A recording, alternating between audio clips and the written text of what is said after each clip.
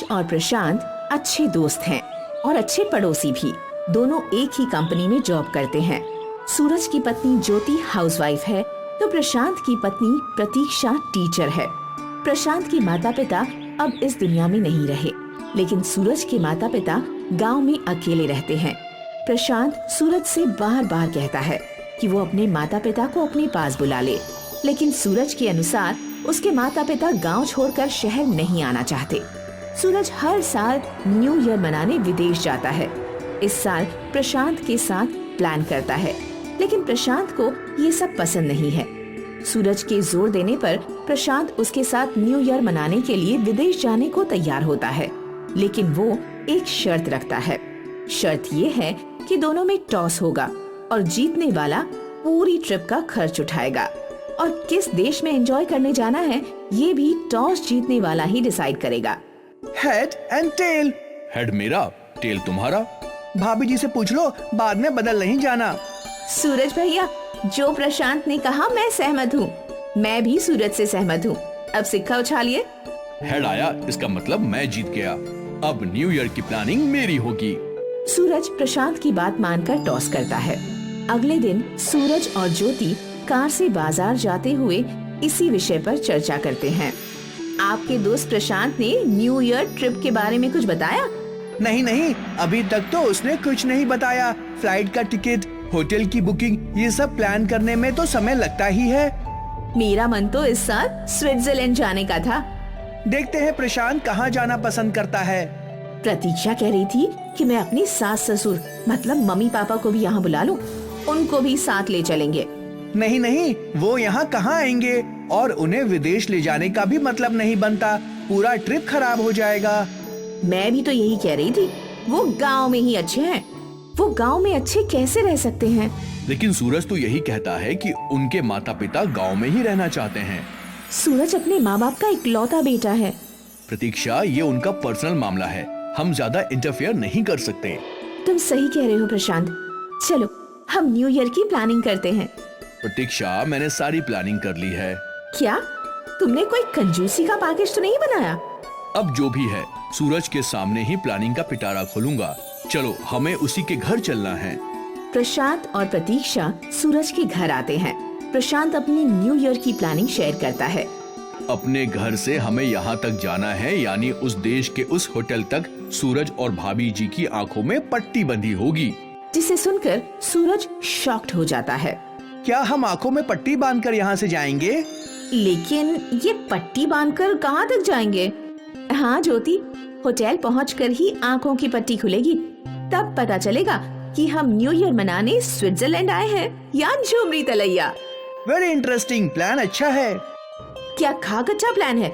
आपको तो पता है कि हमें हवाई जहाज में बैठकर बादलों को देखना कितना अच्छा लगता है। अब आंखों में पट्टी बंधी रहेगी तो हम देखेंगे क्या? भाभी जी, आप वापसी में सब कुछ देख लीजिएगा। हाँ ज्योति, ये सारी शर्तें सिर्फ जाते समय के लिए हैं। ठीक है, तब तो मजा आएगा। प्रशांत, अपना टिकट कब का है? कल का। चलो तो फिर तैयारी शुरू करते हैं। सूरज और ज्योति अपनी आंखों पर पट्टी बांधे प्रशांत और प्रतीक्षा के साथ न्यू ईयर ट्रिप के लिए घर से निकलते हैं। चारों कार से एयरपोर्ट जाते हैं। एयरपोर्ट से प्राइवेट चार्टर्ड प्लेन में बैठकर उड़ने लगते हैं।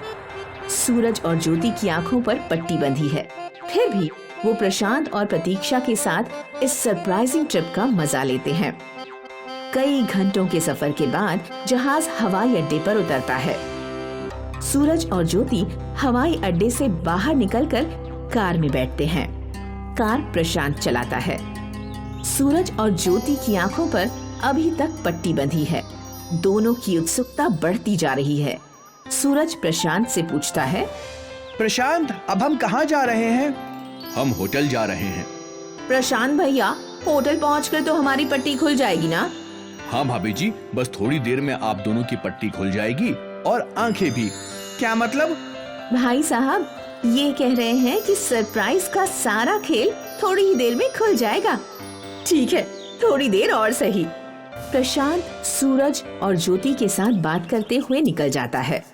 बातचीत में लंबा रास्ता छोटा हो जाता है और मंजिल भी जल्दी आ जाती है। प्रशांत भी अपनी मंजिल तक पहुंच जाता है। उसकी कार रुकती है। चारों कार से बाहर निकलते हैं। सूरज, हम अपनी मंजिल पे आ गए हैं। हाँ ज्योति, न्यू ईयर पार्टी हम यही मनाएंगे। प्रशांत, तुम्हारी शर्त पूरी हुई, अब तो आँखों से पट्टी खोलो। हाँ प्रतीक्षा, हम भी तो देखें कि ये कौन सी खूबसूरत जगह है।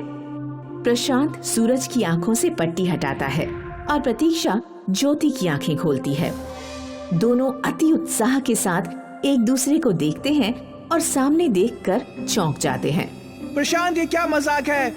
हाँ प्रतीक्षा, ये क्या तमाशा है? हम तो अपने घर वापस आ गए। क्या हम पृथ्वी का चक्कर लगाने गए थे? सूरज प्लीज मेरी बात सुनो। प्रशांत, मुझे ऐसा मजाक पसंद नहीं। तुमने ऐसा क्यों किया? अगर स्विट्जरलैंड जाने के पैसे नहीं थे तो मना कर देते। ये गोल गोल घुमाने की क्या जरूरत थी? हम कोई बच्चे हैं जो तुम्हारी इस बेवकूफी से बहल जाएंगे? तुम दोनों का गुस्सा जायज है, लेकिन मेरा सरप्राइज अभी बाकी है। अब क्या दिखाना बाकी है? हमने सब कुछ तो देख लिया। अभी तुमने कुछ नहीं देखा, आओ मेरे साथ। सूरज ज्योति, प्रशांत और प्रतीक्षा के साथ अंदर आता है और वहाँ अपने माता पिता को देखकर हैरान हो जाता है। माता पिता के साथ वृद्धाश्रम के और भी बहुत से लोग हैं। वो सब फूलों की वर्षा करके उनका स्वागत करते हैं। सूरज के माता पिता अपने बेटे और बहू को देखकर खुशी से भावुक हो जाते हैं। सूरज मेरा बेटा, कितने साल के बाद तुझे देख रहा हूँ। बहू, तुम लोग कब से मिलने नहीं आए। हम दोनों वृद्धाश्रम में तुम्हारी प्रतीक्षा करके थक गए। बेटा, कभी कभी तो मिलने आ जाया करो। हाँ सूरज बेटा, हमने तुम्हें पैदा करके और पढ़ा लिखा के कोई जुर्म तो नहीं किया। हमें वृद्धाश्रम में भेजकर तुम्हें कैसे सुकून मिलता होगा। सूरज, मेरा सरप्राइज यही है। मैंने वृद्धा आश्रम के इन्हीं लोगों के साथ न्यू ईयर मनाने का प्लान किया है। हाँ ज्योति, पेरिस और स्विट्जरलैंड तो सब जाते हैं, लेकिन बस प्रतीक्षा, बस तुमने मेरी आंखें खोल दी हैं। तुमने सही कहा था प्रशांत कि थोड़ी देर में पट्टी भी खुल जाएगी और मेरी आंखें भी। सचमुच आज हमारी आंखें खुल गई हैं। बाबूजी, हमें माफ कर दीजिए। हाँ माँ, हमने आप लोगों को वृद्धा आश्रम में भगवान भरोसे छोड़ दिया और यहाँ झूठ बोला कि आप लोग गांव में हैं। हमें माफ कर दीजिए। कोई बात नहीं बेटा, जब आँख खुले तब सवेरा होता है। सूरज, तुम्हें अपने दोस्त प्रशांत का शुक्रिया अदा करना चाहिए। प्रशांत, मेरे लिए न्यू ईयर का इससे बड़ा गिफ्ट और कुछ नहीं हो सकता। अब मैं हमेशा अपने माता पिता के साथ रहूंगा। सूरज, वो लोग भाग्यशाली होते हैं जिनके सरों पर माता पिता का साया होता है। प्रशांत, आज से तुम भी मेरे बेटे हो। आपने सही कहा। अब मेरे 2 बेटे और 2 बहुएं हैं। लेकिन आप लोग मेरे माता पिता नहीं। सूरज, ये तुम क्या कह रहे हो? हाँ प्रशांत, आज से वृद्धा आश्रम के सारे लोग मेरे माता पिता होंगे और अब हम जिंदगी की हर खुशी इन्हीं के साथ मनाएंगे। सूरज की बात सुनकर सब खुश होते हैं। प्रशांत का सरप्राइजिंग प्लान भी सबको पसंद आता है। सूरज, ज्योति, प्रशांत और प्रतीक्षा वृद्धाश्रम के सभी लोगों के साथ धूमधाम से न्यू ईयर पार्टी मनाते हैं। आस्था एक अमीर घर की लड़की थी। उसके पिता एक बिजनेसमैन थे जो अक्सर अपने बिजनेस में ही बिजी रहा करते थे। वहीं उसकी माँ रीना ब्यूटी पार्लर का काम करती थी। अक्सर अशोक और रीना घर से बाहर रहते थे और आस्था घर में अकेली रहती थी। आस्था घर में ही रहती थी। अशोक, रीना आस्था को वक्त नहीं दे पाते थे, इसलिए उसे महंगे महंगे खिलौने लाकर देते थे। माँ, मुझे एक महंगी ड्रेस चाहिए जो आपकी फ्रेंड अनीता की लड़की ने पहनी थी। आस्था, वो भी कोई ड्रेस थी? इतनी सस्ती। तुम देखना, मैं तुम्हें एक महंगी ड्रेस दिलवाऊंगी जिसे सब देखते रह जाएंगे। पर अभी मैं बिजी हूँ, मुझसे रात को बात करना। रात को आस्था अपने पापा के पास जाती है। पापा देखो ना, आज मुझे टेस्ट में 100 में से 100 मिले। ठीक है, बहुत अच्छी बात है। जाओ, अब जाकर सो जाओ, तुम्हें इसका गिफ्ट मिल जाएगा। पापा, एक बार आप मेरी कॉपी तो देख लो। इसमें देखना क्या है, तुम्हें टेस्ट में मिल गए हैं ना 100 में 100, ये काफी है। आस्था अपना मुंह बनाकर चल देती है। एक दिन की बात है जब आस्था को बुखार आ जाता है और वह मम्मी से कहती है, मम्मी आज आप छुट्टी कर लो ना, मुझे आपके साथ रहना है। मेरा मन नहीं है अकेले घर में रहने का। तुम्हें पता है ना आजकल सीजन चल रहा है पार्टियों का, और अगर मैं छुट्टी ले लूंगी तो तुम्हें पता है कितना बड़ा लॉस हो जाएगा। मैं छुट्टी नहीं कर सकती। ये लो दवाई खाकर सो जाओ, और किचन में खाना रखा है, खा लेना, आज मुझे आने में देर हो जाएगी। आस्था घर में एकदम अकेली रहती थी। आस्था के घर एक काम वाली आया करती थी। उसकी बेटी का नाम कविता था। कविता के माता पिता उसे बहुत प्यार करते थे। गरीब होने की वजह से उसकी हर इच्छा तो पूरी नहीं करते थे, पर उसकी जरूरत का सामान जुटाने की पूरी कोशिश करते थे। माँ, आज क्या बनाया है? बेटा, वही दाल रोटी बनाई है। माँ, आज दाल रोटी का मन नहीं है, आज कुछ अलग सा बना दो ना। ठीक है बेटा। सुशीला दाल के साथ रोटी ना बनाकर बाटी बना देती है और थोड़े से चावल से इडली बना देती है। वाह माँ, तुमने बहुत अच्छा खाना बनाया है। तुम्हारे हाथों में तो जैसे जादू है। कुछ समय बाद आस्था और कविता का एक ही दिन जन्मदिन होता है। पिताजी, आप मुझे बर्थडे पर क्या गिफ्ट देंगे?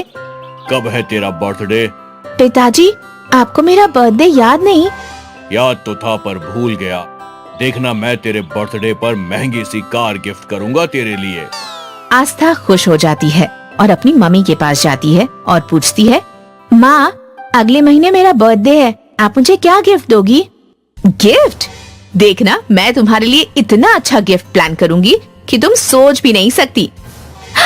सच में माँ? आस्था, तुम देखना, तुम्हारे लिए कितने महंगे महंगे गिफ्ट आएंगे। मैं तुम्हारी पार्टी में सारे अमीर लोगों को बुलाऊंगी। कविता और आस्था का जन्मदिन आता है। आस्था सुबह सुबह उठकर तैयार हो जाती है और महंगी ड्रेस पहनती है। देखती है कि कोई नहीं आया है, तो वह अपने पापा को फोन करती है। हेलो मेरी परी, हैप्पी बर्थडे। पिताजी, आप कहाँ हो? मैंने आपको पूरे घर में ढूंढ लिया। बेटा, मुझे एक जरूरी काम से शहर जाना पड़ रहा है। मैं एरोप्लेन में बैठकर आपसे बात कर रहा हूँ। सुबह सुबह आप सोए हुए थे, इस वजह से मैंने आपको बर्थडे विश नहीं किया। मैं जल्दी से आपके पास आ जाऊंगा। ओके। जैसे ही वह फोन रखती है तो सामने उसकी चाची खड़ी होती है। एक महंगा तोहफा देकर कहती है, हैप्पी बर्थडे बेटा, तुम्हारी मम्मी नहीं है, ये गिफ्ट तुम्हारे लिए दिया है और कहा है कि शाम को अमीर मेहमान आएंगे, उनके सामने अच्छे से तैयार होकर केक काट देना। पर मम्मी कहाँ है चाची? बेटा, मम्मी को एक अर्जेंट बुकिंग पर जाना पड़ा, वो शाम को आ जाएंगी। आस्था उदास हो जाती है। वहीं दूसरी ओर कविता का जन्मदिन होता है। उसे उसके माता पिता विश करते हैं। उसकी मम्मी उसे तैयार करती है और वो अपने माता पिता के साथ मंदिर जाती है। वहाँ भगवान का आशीर्वाद लेकर कविता की मम्मी कविता को साथ लेकर आस्था के घर काम करने के लिए जाती है। वहाँ कविता आस्था के कमरे में जाती है जहाँ आस्था उदास बैठी होती है। क्या हुआ? तुम इतनी उदास क्यों हो? मैं तो तुम्हारे लिए चॉकलेट लेकर आई थी। आज मेरा भी जन्मदिन है। Happy birthday Kavita. Happy birthday to you too. तुम उदास क्यों हो? आज मेरा बर्थडे है। मम्मी पापा ने मुझे महंगे महंगे गिफ्ट तो दे दिए, पर मेरे पास ना मम्मी है और ना ही पापा है। आज के दिन भी मैं बिल्कुल अकेली हूँ। मुझे बहुत बुरा लग रहा है। मुझे आज के दिन मम्मी पापा के साथ रहना था। मम्मी पापा आज के दिन भी इतने बिजी हैं कि वो मेरा जन्मदिन तक भूल गए। इसलिए मैं आज उदास बैठी हूँ और वो हमेशा बिजी रहते हैं, मेरी तरफ बिल्कुल भी ध्यान नहीं देते। इतनी सी बात, पर तुम इतनी उदास क्यों हो रही हो? कोई बात नहीं, तुम्हारे माता पिता को कोई जरूरी काम आ गया होगा ना, तभी तो वो तुम्हारे साथ नहीं है। उनका काम भी तो जरूरी है। तुम उदास मत हो। आज मेरा भी जन्मदिन है। मैं अपने माता पिता के साथ घूमने जा रही हूँ। तुम भी मेरे साथ चलो। आस्था जाने के लिए तैयार हो जाती है। कविता और आस्था कविता के माता पिता के साथ पहले मंदिर जाते हैं, फिर बाजार घूमते हैं, बहुत सी चीजें खाते हैं और फिर एक पार्क में जाते हैं जहाँ बहुत सारे फूल खिले होते हैं और तितलियां मंडरा रही होती हैं। दोनों मिलकर बहुत सी मस्ती करते हैं। कविता, तुमने आज मेरा जन्मदिन बहुत अच्छा मनाया। मैंने तो कभी ऐसा जन्मदिन मनाया ही नहीं। मैं तो सिर्फ घर में कीमती तोहफे और महंगे खाने से ही अपना जन्मदिन मनाती आई हूँ। अभी जन्मदिन मना ही कहाँ है, अभी तो केक काटना बाकी है। कविता आस्था को लेकर अपने घर जाती है, जहाँ उसकी मम्मी ने बर्गर और मलाई से केक बनाया था और बहुत ही स्वादिष्ट व्यंजन भी बनाए थे, जिन्हें खाकर आस्था कहती है, तुम्हारी मम्मी ने तो सचमुच बहुत ही स्वादिष्ट खाना बनाया है। ऐसा स्वाद तो इतने महंगे खाने में भी नहीं था। मैंने हमेशा महंगी महंगी चीजें देखी पर उनमें खुशी नहीं थी, पर आज तुमने सस्ती चीजों में इतनी खुशी दी है कि मैं अपना ये जन्मदिन कभी नहीं भूलूंगी।